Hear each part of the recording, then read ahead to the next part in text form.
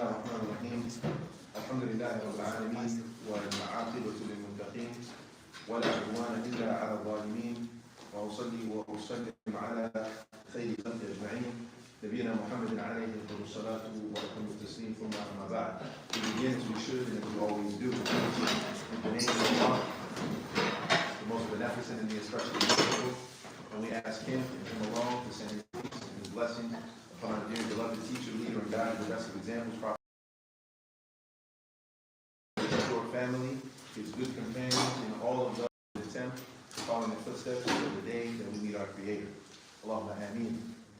As what follows, so inshallah, welcome brothers and sisters to another gathering where we're going to be covering the Tafsir of Surah Al-Kawthar, the 108th chapter of the Quran. And inshallah, before we jump into that, and before we delve into it, I wanted to quickly just remind myself and all of you about the blessings of what we're doing. And as I said, an encouragement for us. There's hadith of the Prophet, ﷺ, one of my favorite, and it's a lengthy hadith, but the part that's relevant here is where the Prophet ﷺ mentions, من بيوت الله يتلون كتاب الله ويتدارسونه بينهم إلا نزلت عليهم السكينة وغشيتهم الرحمة وحفتهم الملائكة وذكرهم الله في من عنده ومن بطأ به عمله لم يسرع به نسبه. The Apostle of God, Prophet Muhammad ﷺ, he mentions that there isn't a group of people that gather in the houses from one of the houses of Allah subhanahu wa ta'ala. So first and foremost, what we got to understand is the masjid is the house of Allah subhanahu wa ta'ala, i.e. it belongs to Him. It's not the boards, it's not the imams, it's not the group or the party or the ethnic tribe or some particular group of brothers or sisters or whoever. It belongs to Allah subhanahu wa ta'ala. وَأَنَّ الْمَسَاجِدَ لِلَّهِ فَلَا تَدْعُوا مَعَ اللَّهِ أَحَدًا. Right? And so the Prophet ﷺ, he first points that out. That this group of people, they're coming as guests in the house of Allah subhanahu wa ta'ala. And of course, everybody who passes through those doors, right, they are guests. That's the least. At the least, they're guests, and at most, they're stewards and caretakers, right? إِنَّمَا يَعْمُرُ مَسَاجِدَ اللَّهِ مَنْ آمَنَ بِاللَّهِ وَالْيَوْمِ الْآخِرِ, right? That those people who take care of and look after Masajid Allah, the house of Allah, and they establish the prayer, and they give zakat, right? And so on, right? Those are one of the two categories you can be in. Either you're a guest or you're serving the guests of Allah subhanahu wa ta'ala because you're a caretaker, right? So he says, once you step in those group of people as a communal effort, not an individual effort. He speaks about, right? اجتمع قوم, so a group of people come together, right? It's a communal effort. And what's the reason why they came together? يتلون كتاب الله, to recite the book of Allah. And not only merely to recite it, not just أعوذ بالله من الشيطان الرجيم بسم الله, that's a part of it, but ويتدارسونه بينهم, and they study the book of Allah, and they're reading it back and forth, and they're inquiring, what does this mean? And they're asking, what does that mean? And they're taking notes, and they're making mudhakara, etc. They're studying the book of Allah, not simply just reciting and reading it, but delving deeper into its meanings and its understandings and its tafsir. And they're doing it between themselves, bainahum, right? And when they do this, there are four things that occur. There are four things that occur. The first being that the tranquility of Allah subhanahu wa ta'ala descends upon that community and upon that group, right? And no doubt, every single one of us here needs tranquility in our life, needs ease and reprieve and a tranquil vibe in their life. Everybody needs that. And I'll be the first to say I need that. But every last one of us needs that. And when you're engaged in this type of activity, this is one of the things that you get. نزلت عليهم السكينة وغشيتهم الرحمة, and then they are enshrouded, engulfed, and wrapped up in the mercy of Allah subhanahu wa ta'ala. Right? And we have to keep in mind the significance of that is that no one will enter paradise except by the mercy of Allah subhanahu wa ta'ala. There is no amount of prayer that will earn you the right to enter into paradise. There is no amount of fasting that will earn you the right to get into paradise. There is no amount of jihad, talab al-ilm, sadaqah, zakat, dhikr that will earn you the right to go to paradise, to enter into its doors. The only thing that will allow you into those doors, or one of those 8 doors, may Allah subhanahu wa ta'ala allow us to enter through all of them, Allahumma ameen, is the mercy of Allah. And the Prophet ﷺ mentions this, speaking to his companions. And sort of like an idea came to them. And they said, Wala anta ya Rasulullah? Not even you? Everybody needs the mercy of Allah to get into paradise? Even you? He said, Wala ana. He said, not even me.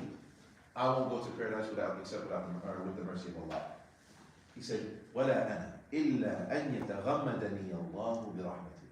He said, only way I will go is that Allah engulfs me and wraps me up in His mercy. And this is the Prophet Muhammad saying this. So how about the rest of us?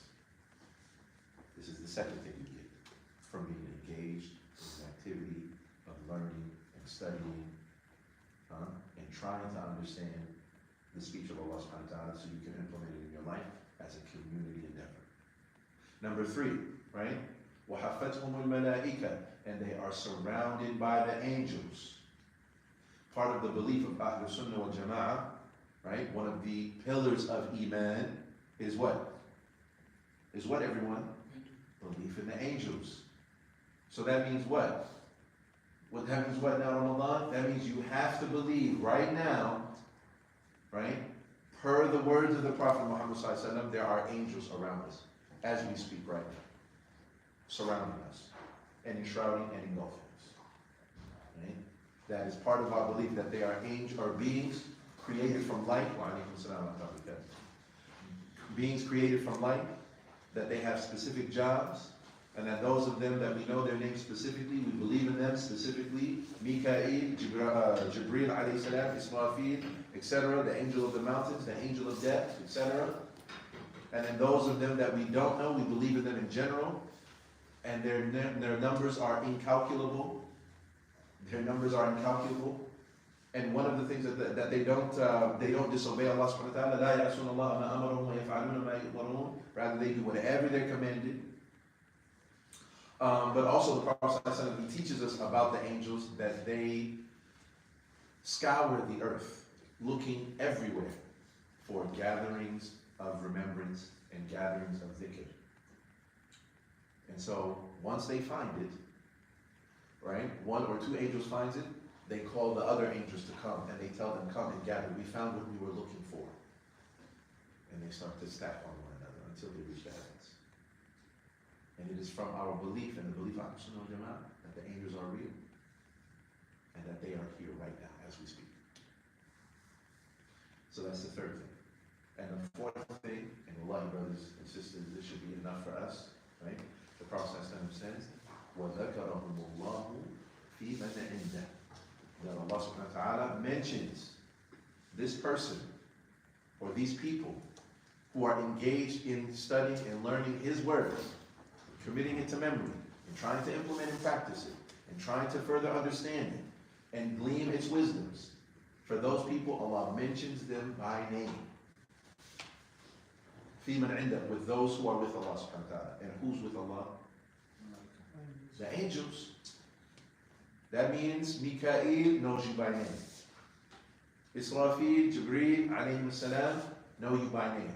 And who told them about you? Allah subhanahu wa ta'ala. Really, that last one should be enough for us to want to come, to want to study, to want to benefit, to want to understand and learn the book of Allah subhanahu wa ta'ala. That should be enough for us. That one right there. But for sure, the Prophet ﷺ, he finishes that telling us what we get out of being involved and engaged as a community, right? As families, learning and understanding this deen from its pure source. That know that if that's not enough for you, right? Man bada'a bihi amalu, If you're weighed down and it's too much for you to do good deeds, let me don't ever let it enter into your mind and think, because I'm from country such and such, and they're mostly Muslim, right? That will hasten me forward on Yom Kippur. It's not going to make you any faster. My grandfather was a mufti. My uncle was a sheikh. We're ashraf, right? No. You got to be committed to actions. You got to put your money where your mouth is. Because the country you're from, your ethnicity, that doesn't help you on Yom Kippur. Because why not? Why, can anybody guess why that is? Why doesn't your lineage, your ethnicity, the country you're from, why won't that help you? Or further advance you in your station and status on the day of judgment? Why won't that help? And I'm asking you all, not rhetorical. Think about that. Why won't it help you? How about this? Where you're from. Do you choose that? No. Do you choose who your parents are? Do you choose what country you're born in? Do you choose the color of your skin? Who does that for you? Allah subhanahu wa ta'ala. So why will He judge you or even hold it against you for something that He did? Ya ayyuhan nas, inna khalaqnakum min dhakarin wa untha وَجَعَلْنَاكُمْ شُعُوبًا وَقَبَائِلَ لِتَعَارَفُوا إِنَّ أَكْرَمَكُمْ عِندَ اللَّهِ أَتْقَاكُمْ. Allah subhanahu wa ta'ala says, "Oh humanity," speaking to everybody, "I'm the one who made you from a man and a woman, or a male and a female, and I'm the one who made you nations and tribes." Right? So He's reminding us of our common ancestry. So there's no virtue one over the other. So you can't be, you know what I'm saying, I'm better than so-and-so. Or my tribe is such and such, that's better than theirs, ours is bigger than theirs, more noble than theirs, we have more money than theirs. Allah made it that way, that you're different, and that we're different. Not just the Muslims, everyone. But the real defining marker are those who are studying the Quran, those who are trying to understand it and implement it, and those who are committed to righteous actions, right? Inna akramakum inda Allah atqakum. The most virtuous, the most noble in the sight of Allah subhanahu wa ta'ala from amongst you are those who prioritize Allah, who are God conscious. So now, with this, we have four things that inshallah bi'idhnillahi ta'ala, we ask that Allah subhanahu wa ta'ala facilitate and grant us those things. Those four things, what are they, brothers or sisters? What are those four things that we just mentioned from the hadith? Tranquility of Allah. Huh? Tranquility of Allah, understanding power. Tranquility, number one. Huh? And the angels surrounding that gathering. What else? Mercy of Allah in a sense. The mercy of Allah subhanahu wa ta'ala. One more. And Allah will mention by name. Right? Now, so we ask Allah subhanahu wa ta'ala to facilitate it easy for us, all these things. And that He grant us this, and that He grant this, and make this a beneficial and blessed gathering. And that He bless us with beneficial knowledge, and that He increase us by the knowledge He has already given us, and benefit us by the knowledge He has already given us. Allahumma ameen. So, like we said, this very brief surah, Surah Al-Kawthar, is only 3 ayat. It's arguably the shortest surah in the Quran, or not even arguably, it is the shortest surah in the Quran. And there are a couple of names that we're going to mention that we find in the Tafsir. The first one, and the obvious one, is Al-Kawthar, right? Which has multiple meanings. We'll talk about them in a little bit, but suffice to say right now, just an abundance of good, or a tremendous amount of good. Right? That's the linguistic definition of Al-Kawthar. Right? And then, secondly, we have a nahar. Right? A nahar in reference to the word that's mentioned in the Quran. Right? In the surah. فَصَلِّي لِرَبِّكَ وَانْحَرْ. Right? That's from nahar, which is a reference to slaughtering camels. Right? Specifically. Right? But meaning sacrifice in general. right? So these are two of the names of the surah, right? Number one, Al-Kawthar, and number two, Al-Nahr, right? Now, as far as the virtues of the surah, one of the first things that we find is a hadith in Sahih Muslim, where it's narrated by Anas ibn Malik radiallahu ta'ala anhu, and he said that one day, بين رسول الله صلى الله عليه وسلم ذات يوم بين أظهرنا إذ أغفى إغفاءة ثم رفع رأسه مبتسما فقلنا ما أضحكك يا رسول الله. So essentially they're kind of like chilling and with the Prophet Muhammad sallallahu alaihi wasallam, and he's between them with his companions, as a good leader should do, that he spends time with his companions, he spends time with his followers, and he said all of a sudden, Anas ibn Malik, he's mentioning that all of a sudden that the Prophet sallallahu alaihi wasallam was overcome, right? And this would happen to him when he was receiving revelation. And by overcome, like ifa means almost like unconscious, right? And he was like that, right, until it was over. And when it finished, right, he said that the Prophet ﷺ raised his head, right? And when he did, he was smiling, right? And so the Prophet ﷺ, of course, now that he's smiling, when just a second ago, right, they can clearly see that something has changed about him, his demeanor, etc. So they say, what's made you smile? What's making you laugh? Right? What's made you happy, O Messenger of Allah? And he said, أُنزِلَتْ عَلَيَّ آنِفًا سُورَةً. He said, some revelation has come down upon me right now. Right? And then he began to read, and he recited, Bismillah ar-Rahman ar-Rahim, Inna a'atayna Al-Kawthar, to the end of the surah. Right? And then he went on to ask the companions, أَتَدْرُونَ مَا Al-Kawthar? He said, do you know what Al-Kawthar even is? Are y'all familiar with? Have you heard? Do you know what that is? And of course they responded, فَقُلْنَا اللَّهُ وَرَسُولُهُ أَعْلَمُ. And Anas ibn Malik, he said that we responded, Allah and His Messenger know best. Now, of course, this does not mean that we're comparing the Prophet, the companions are comparing Prophet Muhammad sallallahu to Allah subhanahu wa ta'ala, but rather Allah subhanahu wa ta'ala knows. He has revealed to the Prophet Muhammad sallallahu, so now he knows, right? But not that they're comparing Allah to the Prophet Muhammad sallallahu, or the Prophet sallallahu to Allah, right?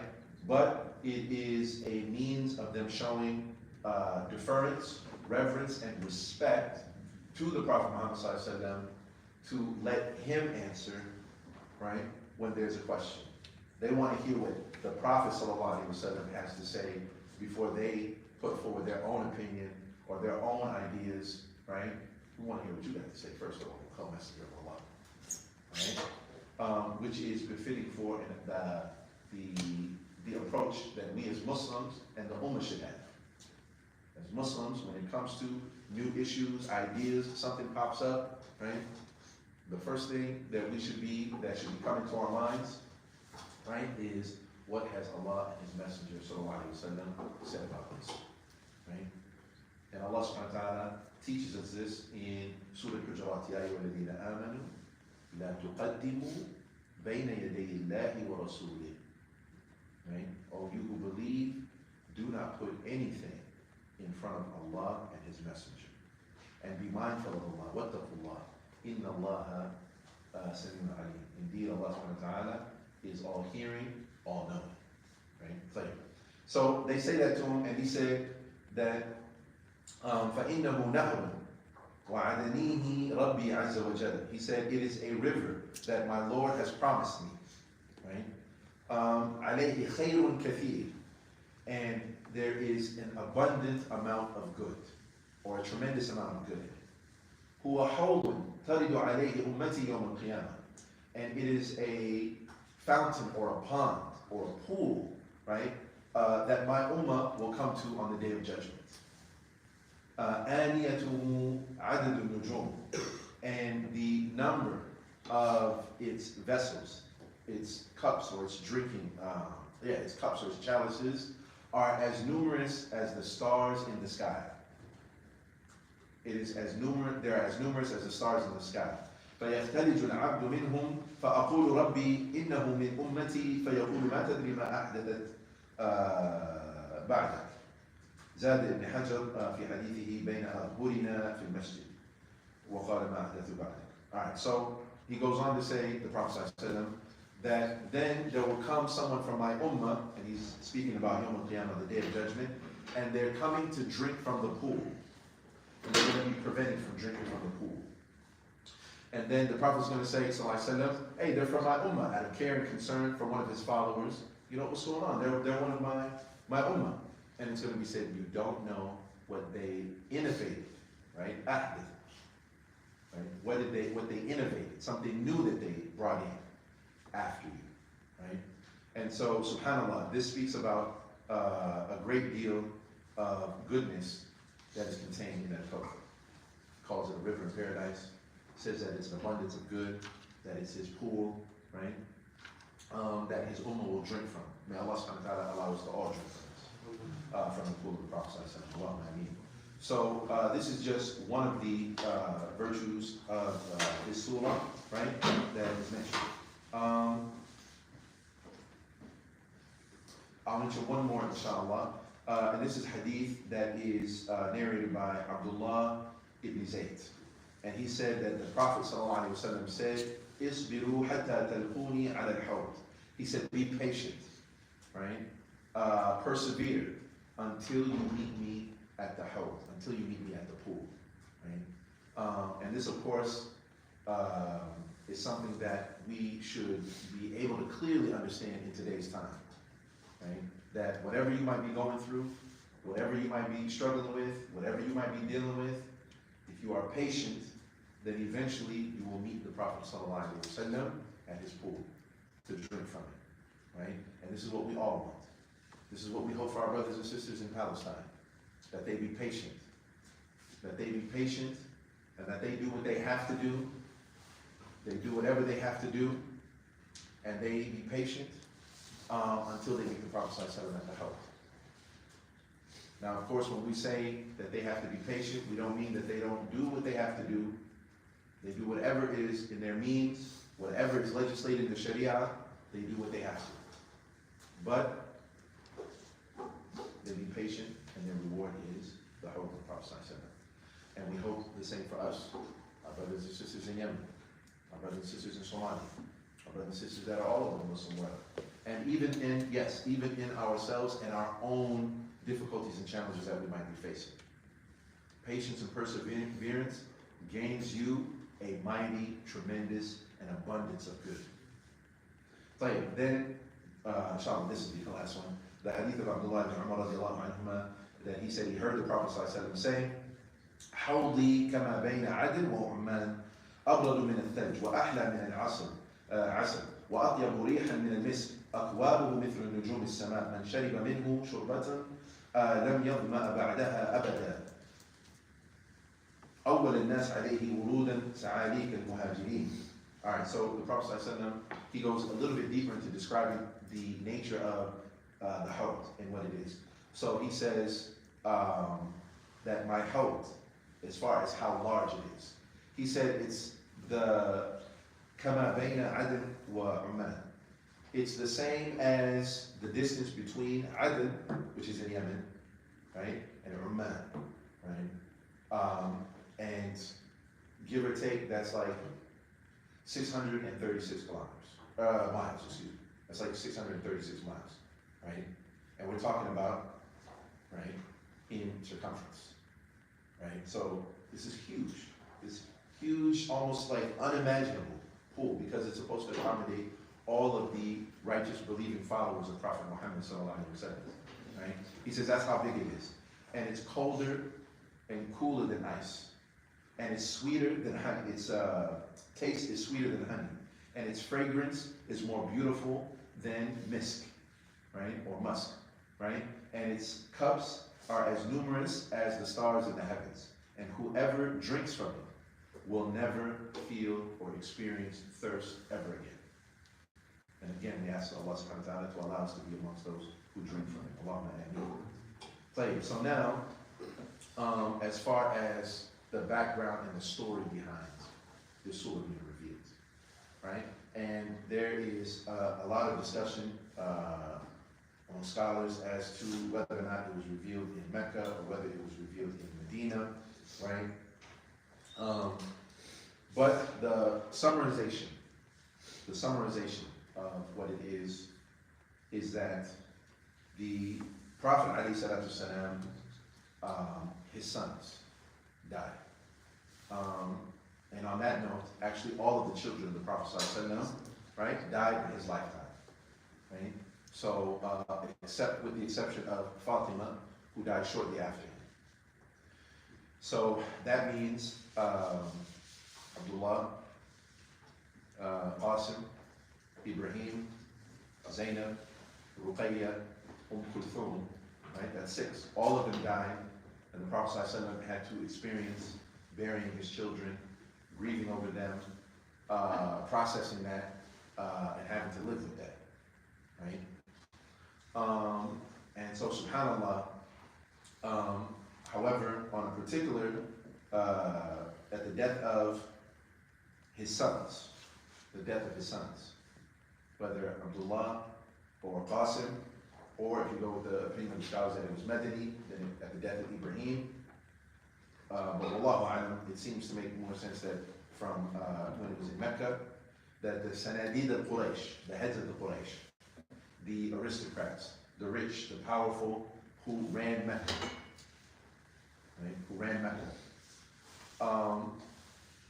Heard that the Prophet ﷺ's son had died, right? And they took this opportunity to mock and jeer and make fun of him, right?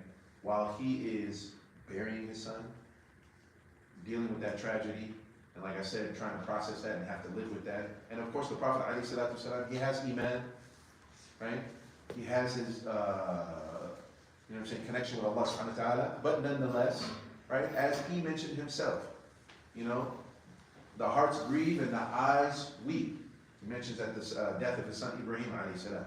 It's hard for anybody, including the Prophet Muhammad sallallahu alaihi wasallam. This is one of those moments where you know that, right, that he's not an angel, that he's not something from another planet, that he's a human being, that he's a man. He's the best of creation, no doubt. He's the apostle of Allah subhanahu wa ta'ala, Nabiullah, Rasulullah, but he's a human being, right? He hurts and he bleeds and he grieves like any other man. And so subhanAllah, while he's dealing with that and going through that, right, they mock and they jeer him, and one of the things that they say to him is, Al-Abtar, you're somebody cut off.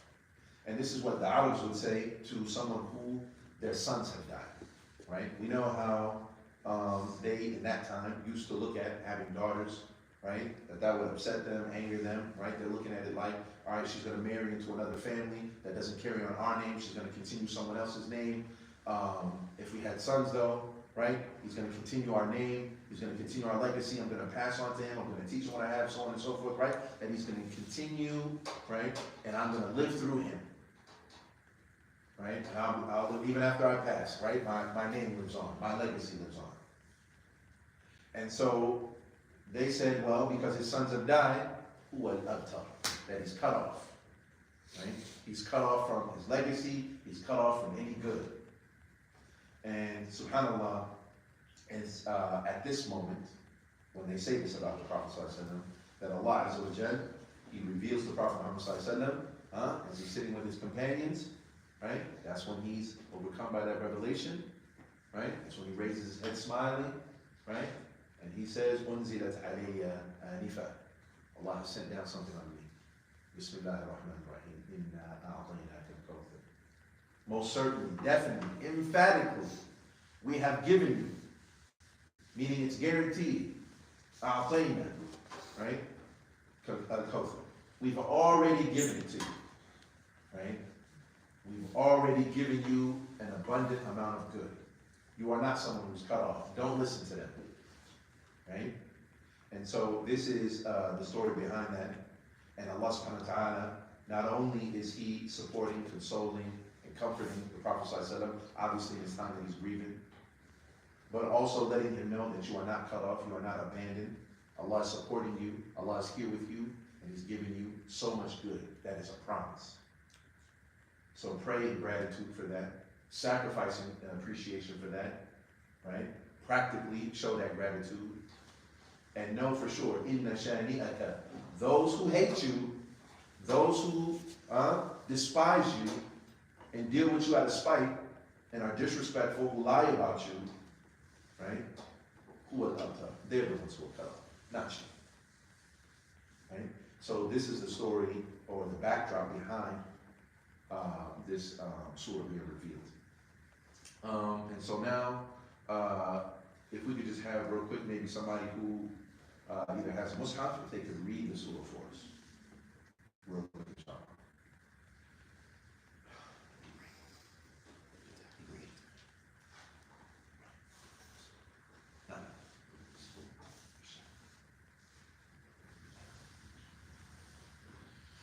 لا شاي ممكن. طيب anybody? تفضل. بسم الله الرحمن الرحيم إنا أعطيناك الكوثر فصل لربك وانحر إن شانئك هو الأبتر. All right, طيب. And then you want to just go ahead and read the translation as well.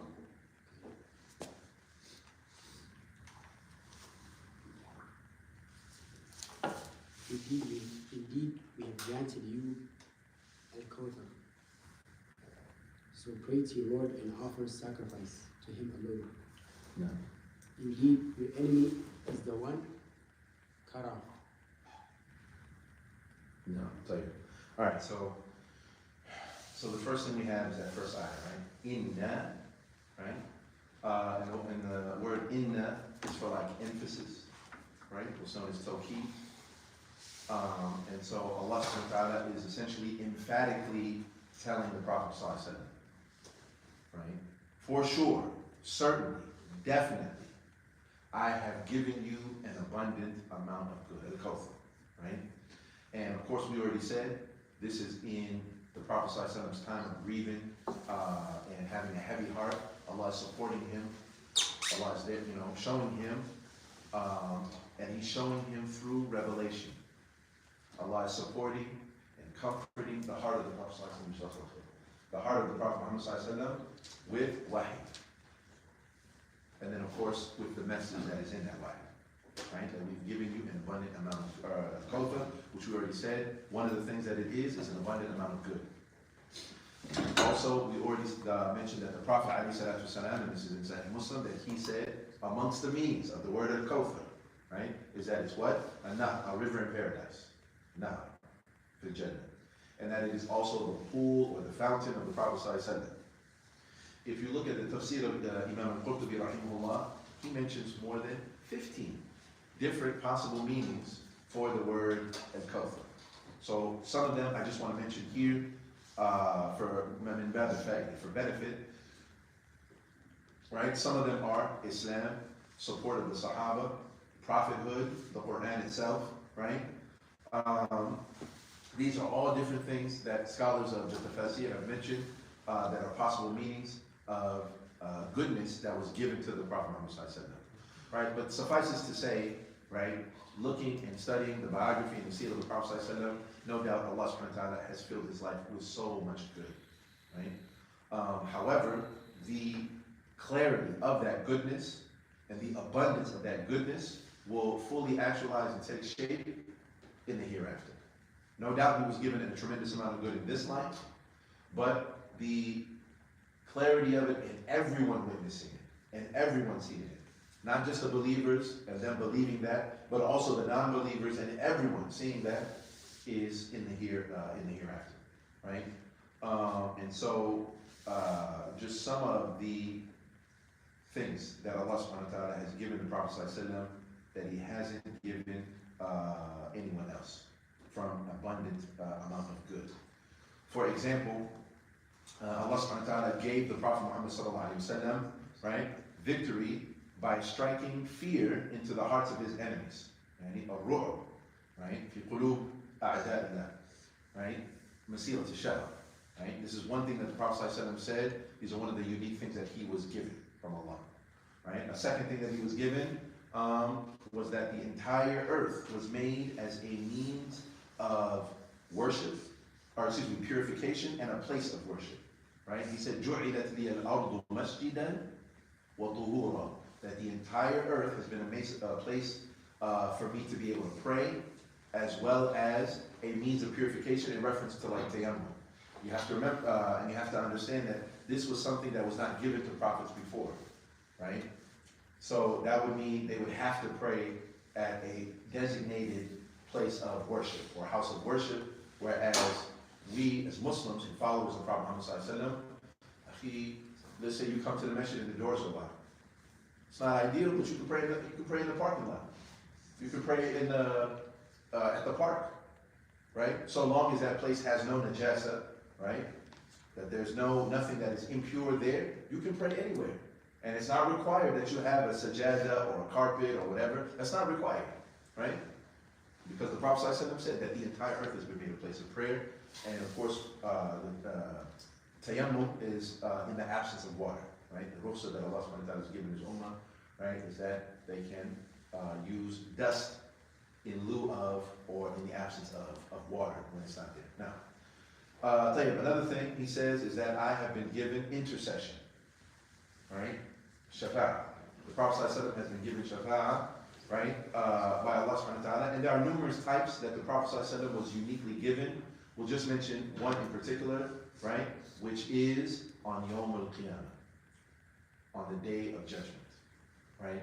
So when the day of judgment has commenced, and the people are waiting, and they are barefoot, and naked, and uncircumcised, and everybody's standing around waiting. Some people, while they're standing and waiting, right, anxiety, scared, afraid, unsure of what's going to happen, right, but they know that this is not a normal day. They know that everything that they heard in the past, everything that they were being told, right, in this life, like all of it is now real. So they're like, what are we going to do? And even the believers, right, everybody. And so, in the manner that people are waiting, some of them, they have sweat up to their ankles. Some of them have sweat up to their knees. Some of them are drowning in their sweat according to their sins. How that is, Allah knows best, right? That's in an entirely different plane of existence. It's not in this life, and that's the unseen. But the Prophet ﷺ told us that people, according to their sins, it'll be, right? So much so that they're sweating up to their ankles, to their knees, to their waist, and some drowning because of their sins. Allah subhanahu wa ta'ala protect us from this. But at any rate, what will happen is people will start to go around asking the prophets and messengers to go and beseech Allah subhanahu wa ta'ala on their behalf to initiate and start the day of judgment. Everybody's waiting around and they're like going out of there like we just want to get it over with. Even if it means that when we go where we're going, just we want it done. And they think to themselves, why don't we go to Adam? They go to him. They ask him, right? Allah subhanahu wa ta'ala made him with his hands. He is, right, the father of mankind. It makes sense. Go to him. And when they go to him and they ask and they inquire, can you please go to Allah subhanahu wa ta'ala on our behalf to initiate the day of judgment? And he remembers what he did. And what did he do, y'all? He ate from the tree. And in some other hadith, the angels say Allah is angry in such a way that he has never been angry before like this. And the angels, says their faces look like they're wrung out, how afraid they are in Yom Kippur. So you can imagine now Adam alayhi salam, and he was remembering that ma'asi and that sin that he did when he disobeyed Allah subhanahu wa ta'ala, right? And he says, I can't. Nafsi, nafsi. I'm sorry, I don't got time for y'all. And then they start going through the other prophets and the other messengers. They go to Prophet Isa alayhi salam, and he doesn't mention anything, right, as far as a sin, but they go to Prophet Ibrahim alayhi salam, right, and he remembers, right, when he did what he did, right, where he broke the idols, right, but he told the people it was the big one that did it. That wasn't true. Right? He told the big one that did it. And anyways, he remembers himself, and he remembers in the dunya, and he says, nafsi, nafsi, I ain't got nothing for y'all. I gotta think about you right now. And finally, they go to the Prophet Muhammad sallallahu alaihi wasallam, and the Prophet alayhi salatu wasallam, he says, "Ana laha, ana laha," essentially saying like, I'm the man for the job. I'm the man for the job. And he goes to Allah subhanahu wa ta'ala, and he prostrates before Allah azza wa jalla, and he makes dua that he has never made before, that he doesn't even know the words at that moment. Allah subhanahu wa ta'ala reveals to him what to say, and then he says it right there on the spot. Right? And Allah subhanahu wa ta'ala tells him, stand up, right? Ask and you will receive, intercede, and I will accept your intercession. And then Allah subhanahu wa ta'ala, right, starts the day of judgment, and then he asks that Allah subhanahu wa ta'ala to start the day of judgment, and Allah subhanahu wa ta'ala protect us from that day, Allahumma ameen, and then it begins, right? And so again, this is something that is unique and distinct, right, to the Prophet Muhammad sallallahu alaihi wasallam. This is what is known as Maqam Mahmud, right? You know, when the adhan is made, the sunnah is that you're supposed to repeat after the mu'adhin, right? And then you're supposed to make that dua. What's the dua? Huh? والصلاة القائمة آت محمدا الوسيلة والفضيلة, right? وبعث المقام المحمود. This is the maqam al-mahmud, the praise station.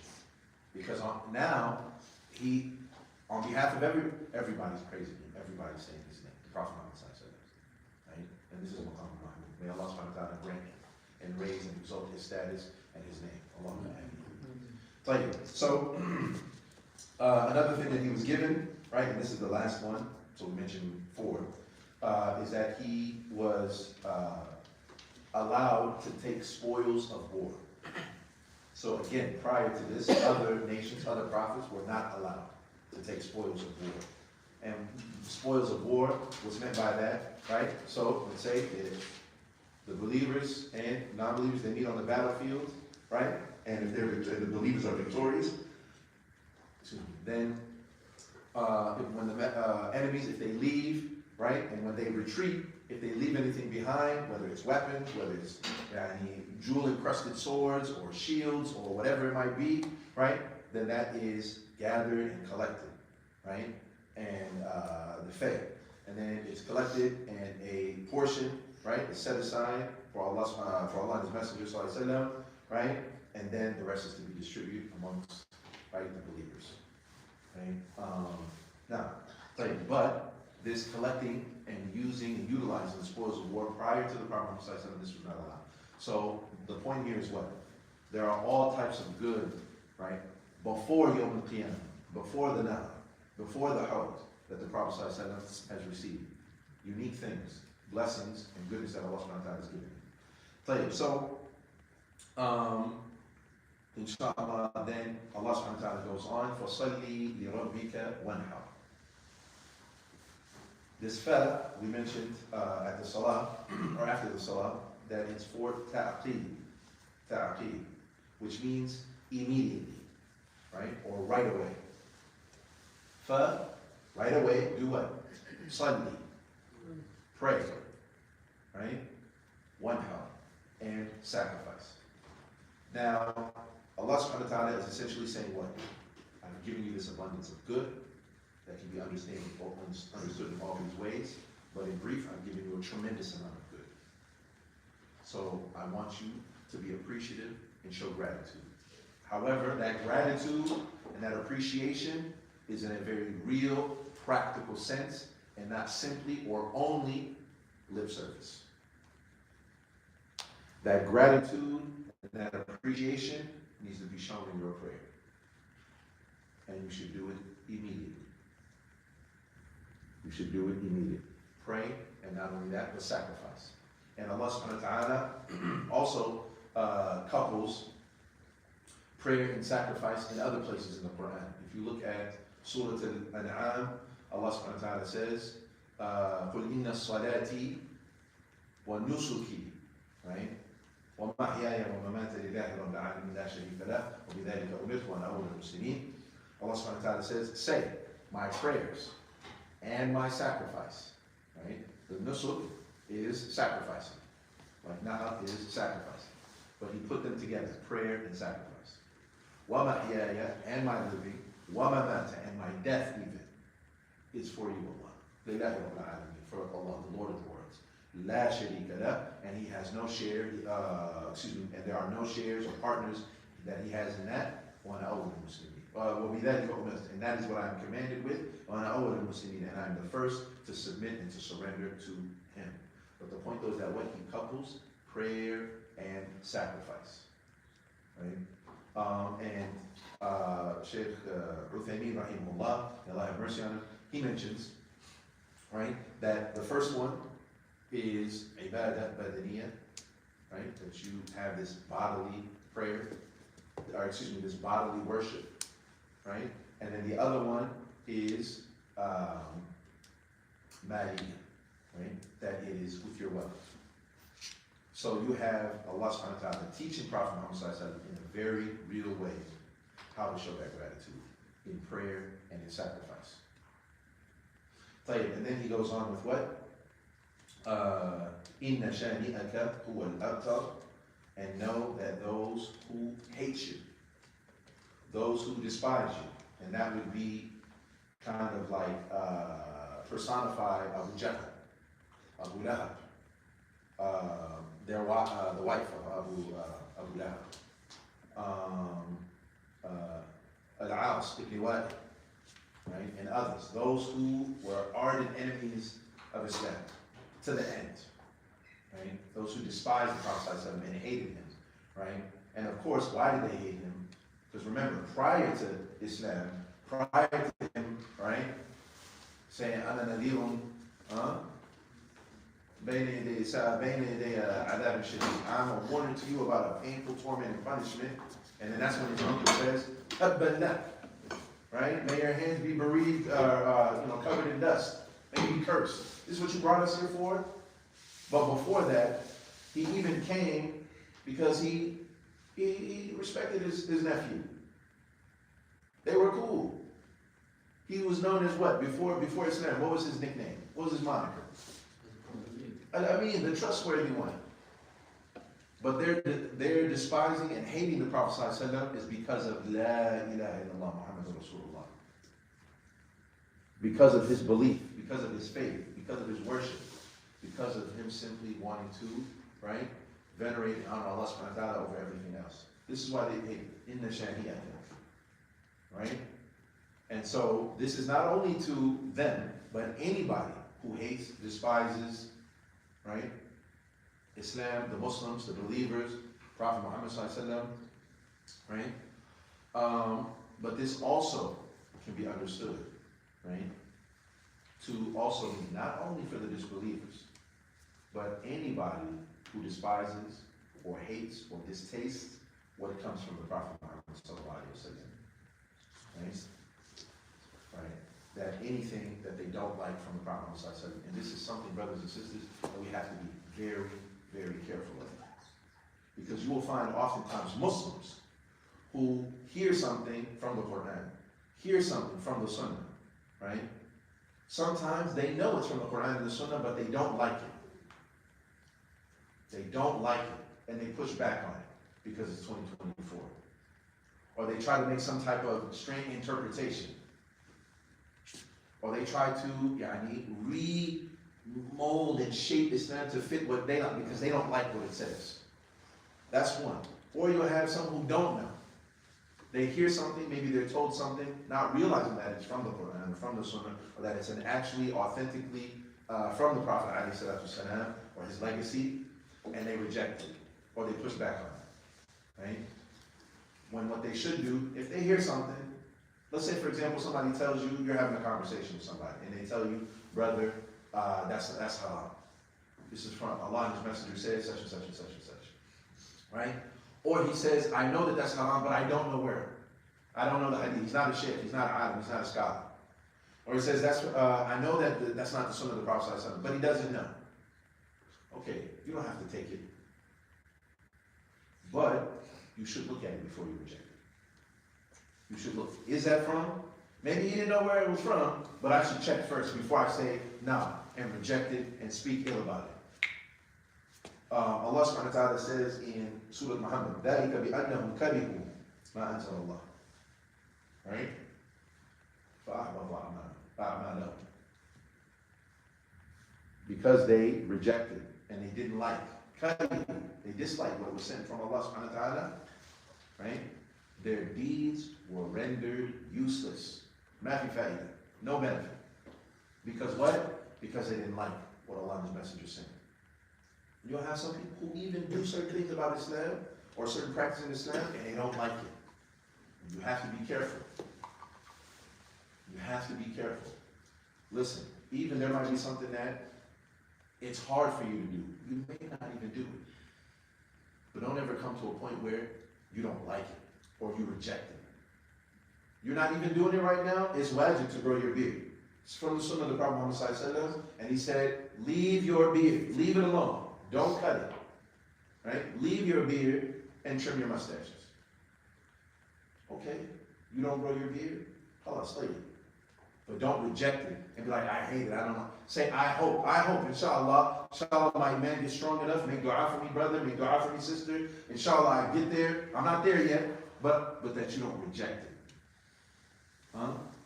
Y'all understand that? That's just a simple example, but there's so many different things where people, right? Sister put on a hijab, but she don't like it though. I struggle to find a pin for it. I got to do all this and got to rewrap it. It keeps coming off. Da, da, da, da. At work, I'm the only person who's wearing it. It's causing problems at work and so on and so forth. Where the place that we should be working on in our hearts, that we should be trying to get to, is وَمَنْ يُعَظِّمْ شَعَائِرَ اللَّهِ فَإِنَّهَا مِنْ تَقْوَى الْقُلُوبِ. That those who honor and those who venerate these symbols of Allah subhanahu wa ta'ala, then verily that is from the taqwa that they have in their hearts. It's indicative of what's going on in here internally. So even if you're not there where you can implement and practice it, you should honor and respect it. This is very, very important. Even if you're not there yet. Because it very well could be, as Allah subhanahu wa ta'ala said, like I mentioned in Surah Muhammad, فَأَحْبَطَ أَعْمَالَكُمْ. Right? If you don't like it, he didn't say they rejected it. He said that they disliked it. Right? But at any rate, so you have now two camps, right? In reference to Inna Shani'aka. Those who outright hate and despise Islam, the Prophet Muhammad, everything he represents, his companions, and those who may even be Muslim, who might fall under, you don't like what the Prophet had. That way of life is better. Feminism is better. Liberalism is better. Democracy is better. Man, this is holding us back. These beliefs are holding us back. This is backwards. Why are there roads? Why can't a man do whatever he wants to do? Why can't a woman do whatever she wants to do? Why it gotta be like this? If you are rejecting, you don't like, but you still say you're Muslim. It very well could be in the Shani'aka that you're included in this. May Allah subhanahu wa ta'ala protect us from this. But Allah concludes that those who hate the Prophet and what he brought and his affair, right? Who will not tell? They are the ones who are cut off. Remember we said that they said that about Prophet that he's cut off because he has no legacy, he has no goodness, he has khalas. Yeah, there's nobody to continue his name. There's nobody to carry his prophecy and his messengership. Khalas, that's it. Allah subhanahu wa ta'ala says, nah, it's not like that. Who will not tell? They're the ones who are cut off. Right? And so, what are some of the lessons, brothers and sisters, that we learn from this, right? And the takeaways, because we said that is an important element of what we want to take from this class. What are the lessons, the takeaways, and some of the actionable things that we can understand and implement. Number one is that the Prophet Muhammad said, right? He was going through challenges and difficulties, and the first thing that Allah subhanahu wa ta'ala gave him to deal with that difficulty, to deal with that hardship and that grief is wahy? Revelation. Right?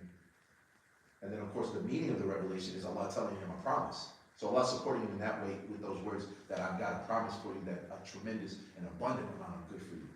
But what I want to point out here is that when he's dealing with that tragedy and that trauma, you could say, Allah gives him what? Revelation.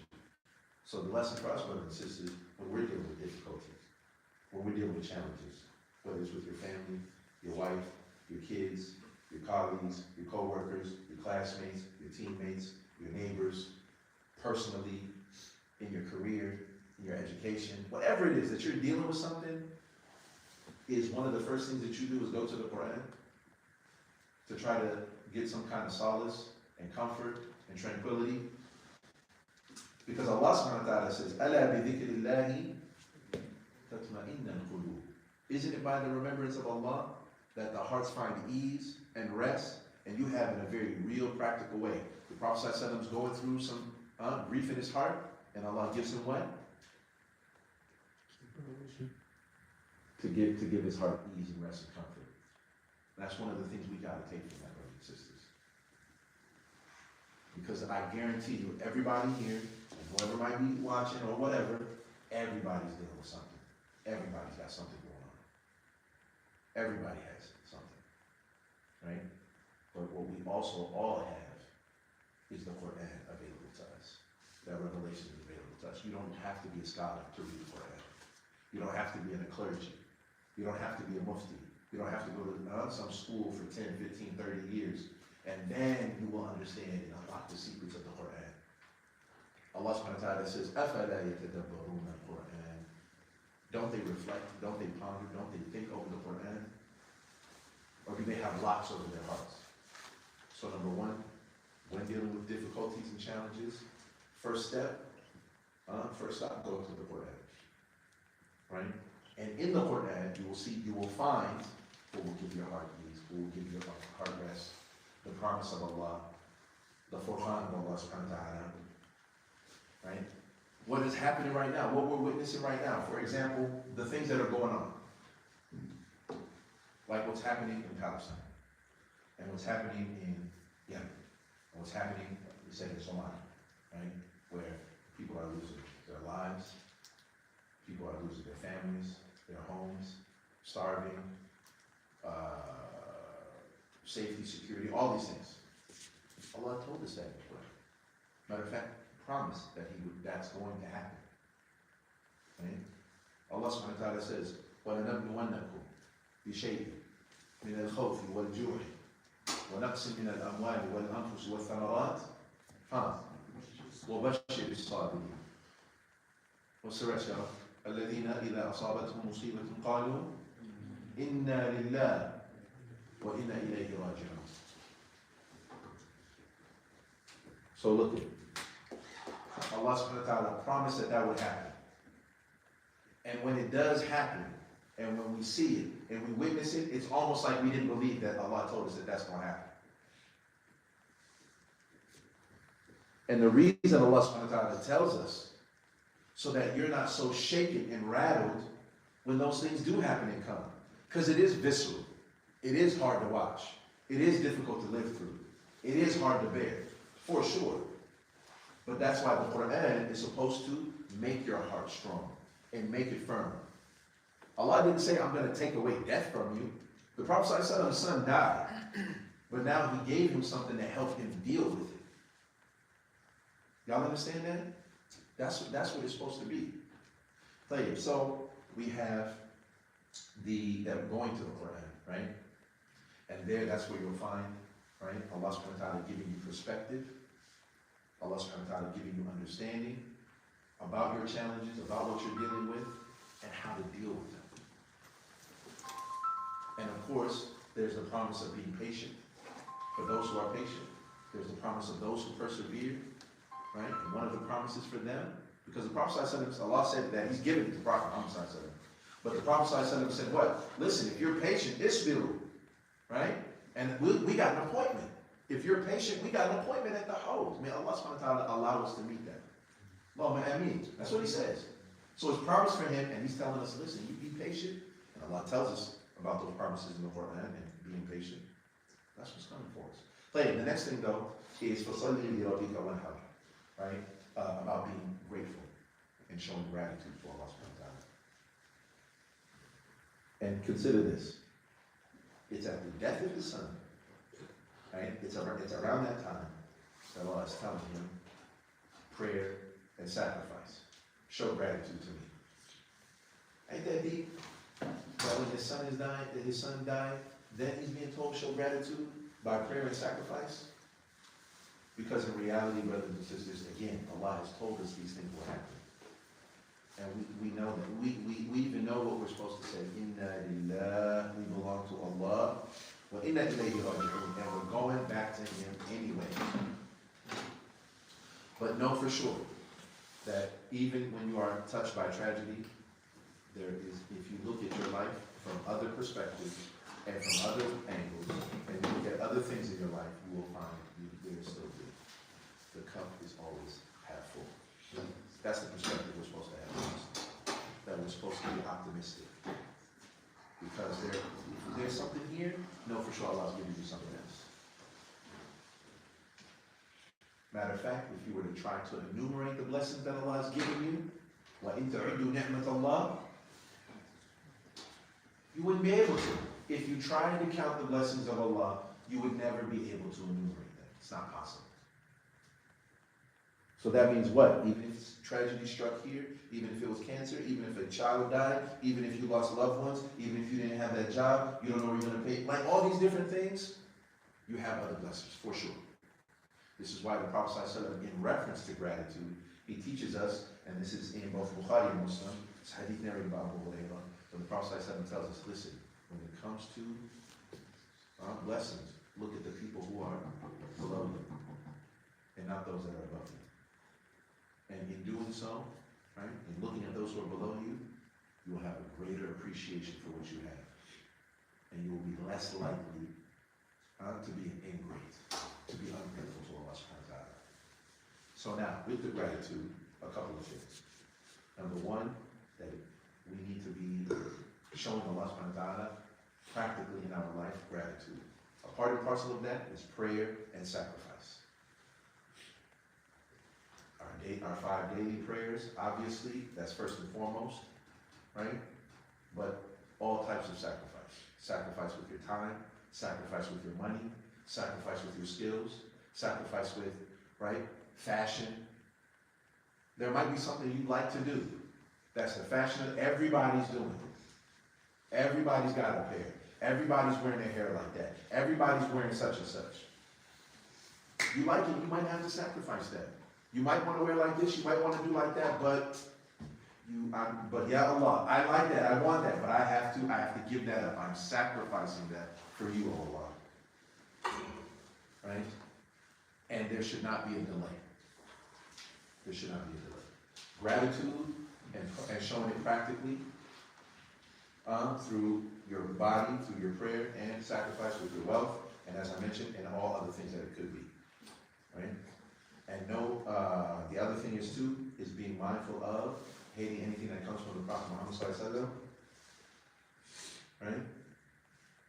Because it could be that you be included in the Shaniyat, those who hate or despise the Prophet Muhammad ﷺ, because of what is coming to him. Then of course that means you're cut off from any good, cut off from the hope, cut off from meeting the Prophet Muhammad ﷺ, cut off from his sunnah that you don't like what he has, cut off from the Quran, because again, the Quran, right, was revealed to him. Right? And so, this also reminds us of another point of the rights of the Prophet. All right, if we're supposed to be mindful of the Prophet and to appreciate what he has brought, and to not hate or be to distaste what he has brought to us, there are certain rights that the Prophet has. And scholars have summarized this by saying, we'll mention 4 things, right? There are others, but we'll try to catch them 4, right? The first one is to love the Prophet Muhammad, right? Loving the Prophet ﷺ is a condition of our faith, and it is from his rights. كما قال النبي صلى الله عليه وسلم, right? لا يؤمن أحدكم حتى أكون أحب إليه من والده وولده والناس أجمعين. That none of you truly believes until I am more beloved to you than your fathers or your parents, your children, and all of mankind. Everybody. Loving Prophet Muhammad more than anyone else. which of course by extension will necessitate that you love whatever he brought. Because you love the Prophet ﷺ so much, you love anything that comes from him, right? So that's number one.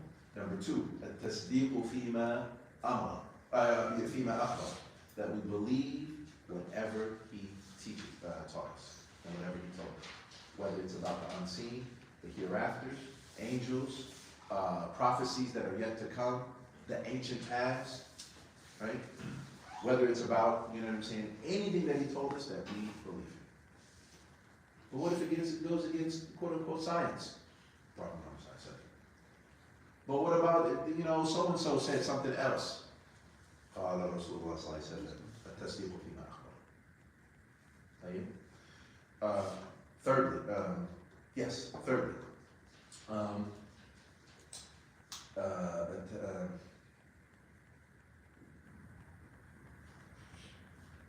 and to stay away from whatever the Prophet ﷺ prohibited.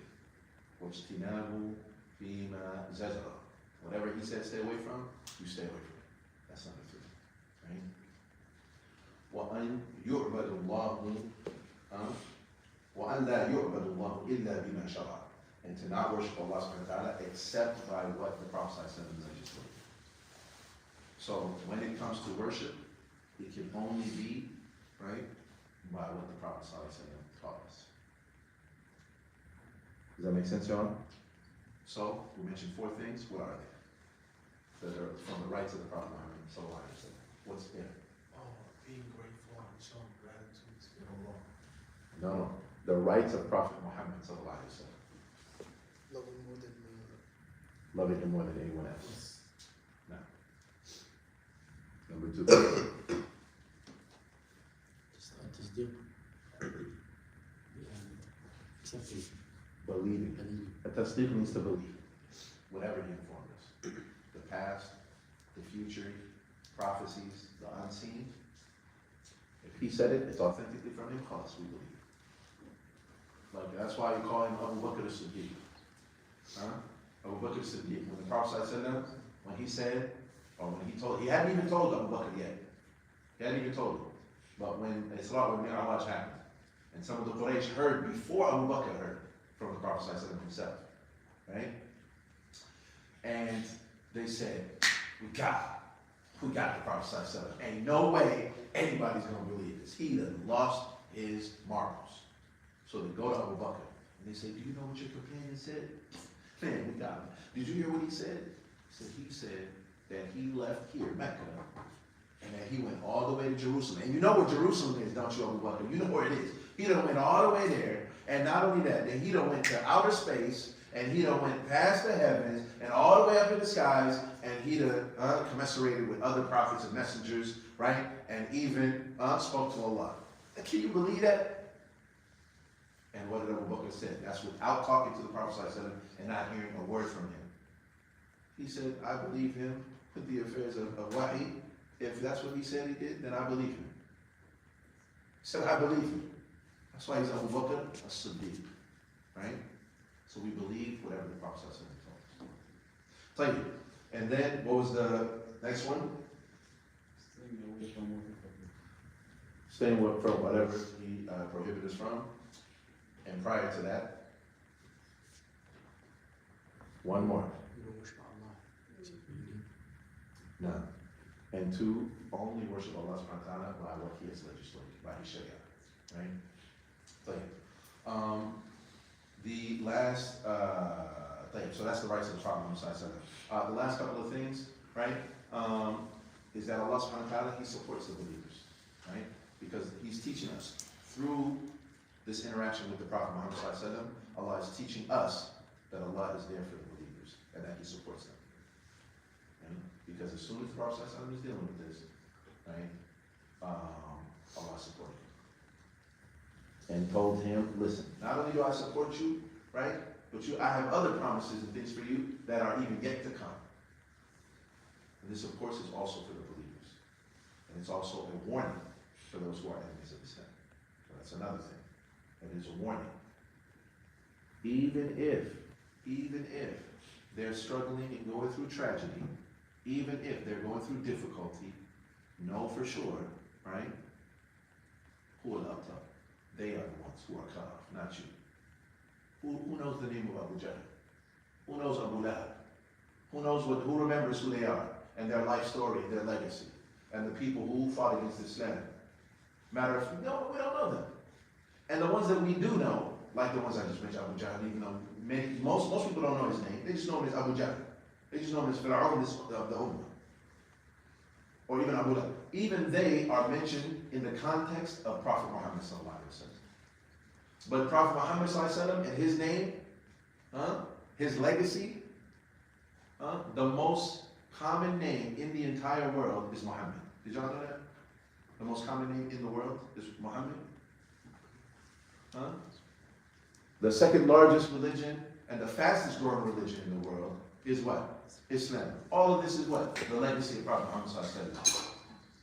So in a real, tangible, practical way, we see, of course, his legacy is alive and well. He is not cut off.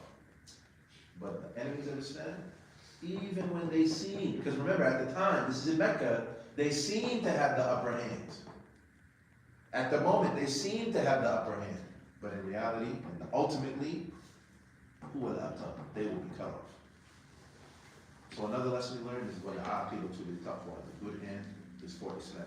The good end is for the righteous. The good end are for those who prioritize Allah. Because like I said, just like what we see happening right now, even though it seems like they've won, even though it seems like certain people get to act with impunity, it seems like it. Just like the Prophet ﷺ, because, right, if we take it that it's Surah Makkiyah, that's early on. It's not until years later that he comes back with Fatih Mecca. And even then, even the legacy spreading even further, and after that is even after the death of the Prophet ﷺ.